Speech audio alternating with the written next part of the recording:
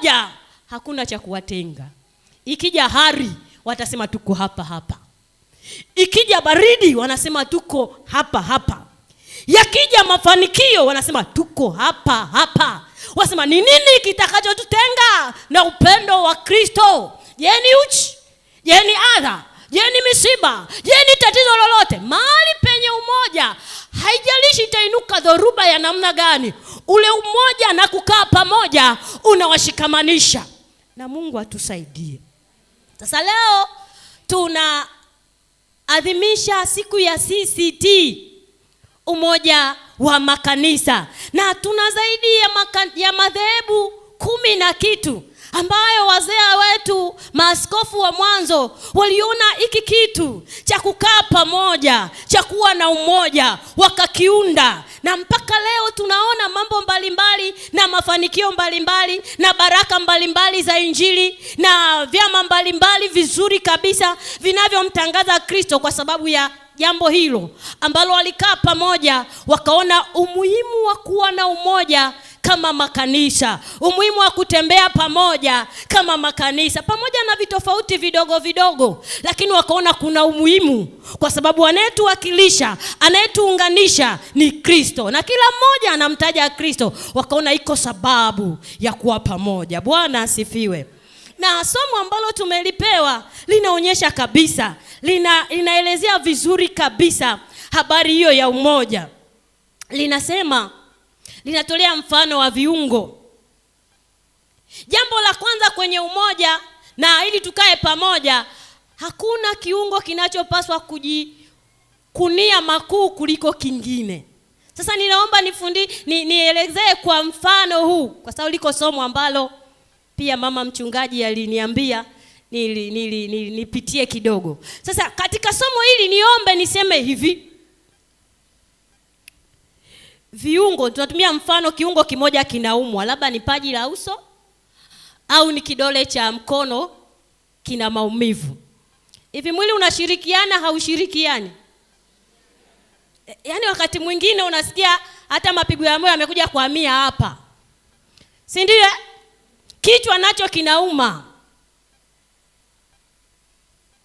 Na ikafika labda ile kesi inatakiwa iende hospitalini. Hivi mguu atamwambia wewe paji la uso kwa sababu wewe unaumwa, jipeleke mwenyewe hospitali? Au mguu utapeleka ushirikiano na paji la uso ili iweze kutembea kwenda kwa daktari? Kuna ushirikiano, si ndio? Na macho atasema ninatazama, ninaangalia kwa umakini kabisa, nikikutana na kihunzi nitaruka, ili nihakikishe wewe paji la uso au kidole umefika pale hospitalini. Na utafika hospitalini, mkono utasema ninafungua huu mlango ili niingie kwa daktari. Sio kwamba una shida lakini umempeleka paji la uso. Angalia, wakifika kwa daktari, daktari anasema una shida gani? Anasema mimi. Asemi paji la uso. Anasema mimi mwili. Tumeshirikiana kuja hapa, lakini kuna kiungo kina shida. Anze kusema kwamba paji la uso ndilo limekuja hapa na mimi mwili tumeshirikiana. Anasema mimi. Halafu akimaliza kujieleza kama yeye aliyemleta paji la uso au kidole cha mkono, akimaliza kabisa, yamkini ataandikiwa dawa. Sawa? Na pale kinywa kinajitahidi kuongea ili daktari aweze kuelewa, apokee tafsiri yote. Kinywa akisema sasa wewe paji la jieleze, wewe si ndo unayeumwa, jieleze. Kitasema. Afu akipewa sasa matibabu, amepewa dawa. Ulimi unajua kuna dawa chungu. Unajua? Ulimi hausemi hivi, sitameza kwa sababu ladha ile ninaijua. Pua inajua kuna dawa zina harufu mbaya. Pua haisemi sitameza kwa sababu ile harufu siitaki. Kwa sababu kinashirikiana. Kila kimoja kitakaa kwenye zamu yake, kitakubali kubeba gharama za maumivu, kitakubali kubeba kila kitu ambacho akihisi ni kizuri kwake kwa ajili ya kumsaidia kile kilichopata shida. Ndivyo Kristo anavyotegemea kanisa tuwe. Panapotokea uharibifu, sio pa kunyosheana vidole, ni mahali pa kuugua pamoja. Kwa nini imetokea hali hii? Na kuhitaji msaada wa Mungu, namna ya kuficha huo udhaifu. Yamkini usivuke ng'ambo ya pili, usiende hata nyumba ya tatu, usiende hata kanisa la 4, mfiche huko ndani, uvike hiyo aibu. Sio wakati wa kupiga panda na kusema kimenuka. Ni wakati wa kuugua. Kwa nini jambo hili limetokea? Mahali penye umoja, mahali ambapo watu wanakaa pamoja, hata siri zao hazitokitoki ovyo kabisa. Kwa sababu mtu anaumia, anaugua. Kwa nini nikisema ubaya wa mwenzangu, madamu ni mwana kanisa mwenzangu, nimejizalilisha na mimi, nimemdhalilisha na Kristo aliyembeba. Kwa hiyo Mungu atusaidie hicho kitu cha umoja tukiishi. Kukisema ni kirahisi, lakini tukiishi kwa matendo. Maana Yesu alituombea umoja kama yeye na Baba walivyo wamoja, sisi nasi tuwe na umoja. Bwana asifiwe. Sasa neno la Mungu ambalo pia ninalikumbushia tutalipata Malaki mlango wa 3 mstari wa 7 mpaka ule wa 9. Malaki, kitabu cha mwisho kabisa katika Agano la Kale, kitabu cha Malaki mlango wa 3 mstari wa 7 na ule mstari wa 9. Anaanza kwa kusema, tokea siku za baba zenu mmegeuka upande, mkayaacha maagizo yangu, wala hamkuyashika. Nirudieni mimi, nami nitawarudia ninyi, asema Bwana wa majeshi. Lakini ninyi mwasema, turudi kwa namna gani? Je, mwanadamu atamwibia Mungu? Lakini ninyi mnaniibia mimi. Lakini ninyi mwasema, tumekuibia kwa namna gani? Mmeniibia zaka na dhabihu. Ninyi mmelaniwa kwa laana.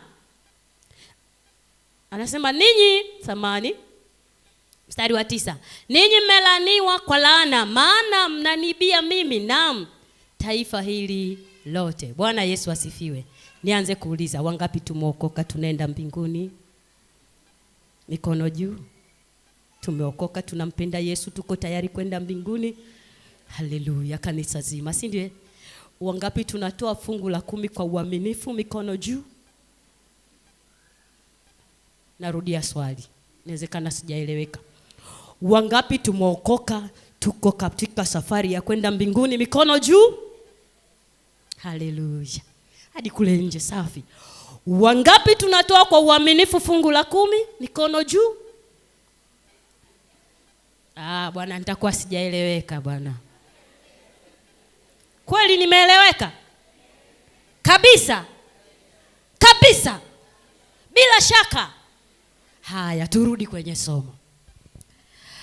Biblia inasema kipindi hiki cha watu waliokuwa wanaishi kipindi cha Malaki, Mungu alitaka kuwasaidia watu hawa wa kipindi cha Malaki. Alianza na kuambia, tokea enzi za baba zenu. Manake shida haijaanzia kwenu. Shida mnaotembea nayo ni shida mliorithi. Mlirithi kutoka wapi? Mlirithi kutoka kwa baba zenu. Baba zenu walifanyaje? Asema baba zenu waliniibia mimi. Walikuwa wezi. Waliniibia zaka. Waliniibia na dhabihu. Kwa hiyo wakati ninyi mnazaliwa, mlipita kwenye kizazi cha wezi. Hawa wezi walikuwa hawaleti zaka kamili, wala hawaleti dhabihu, na wakawafundisha kwa namna hiyo. Na kwa sababu waliofundisha kwa namna hiyo, mkajikuta kwamba ni maisha mnayoishi lakini mimi Mungu nikiwatazama ninaona laana imekaa juu yenu. Haijakaa kwa sababu hamtoi sadaka nyingine, lakini mlirithi kitu kutoka kwa wazazi wenu ambacho wao waliona ni staili ya maisha, lakini mimi Mungu nikitazama ninaona haiko sawa sawa. Tuseme kweli, wangapi walizaliwa kwenye familia unasikia baba na mama wanasema hii ni sehemu ya 10 ya sadaka yetu, tunakaa kama familia kuiombea.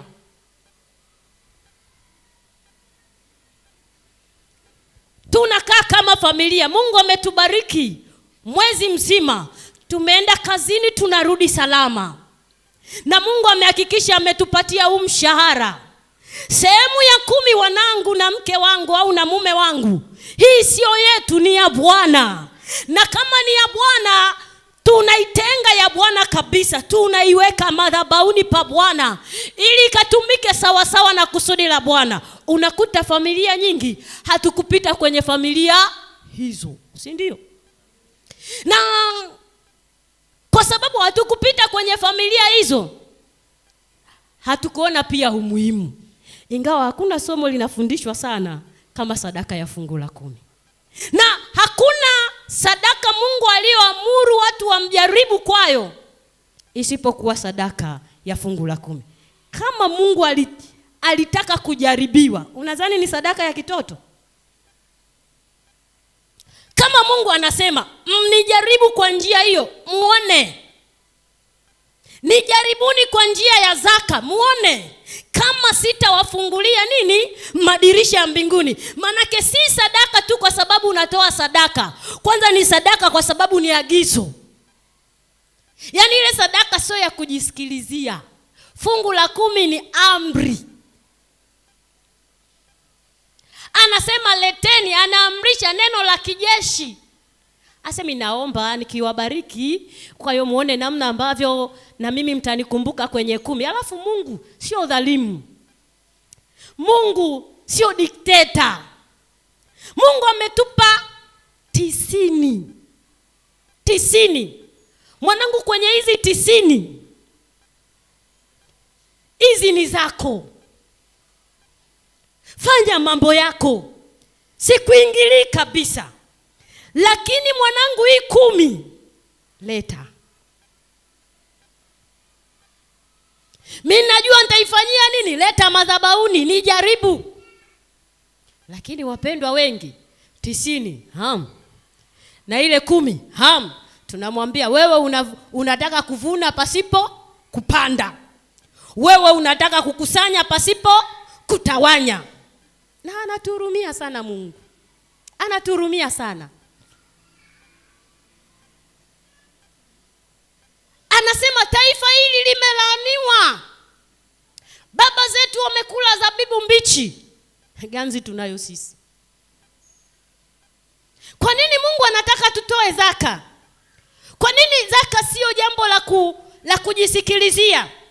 Kwa sababu ndani yake limebeba baraka.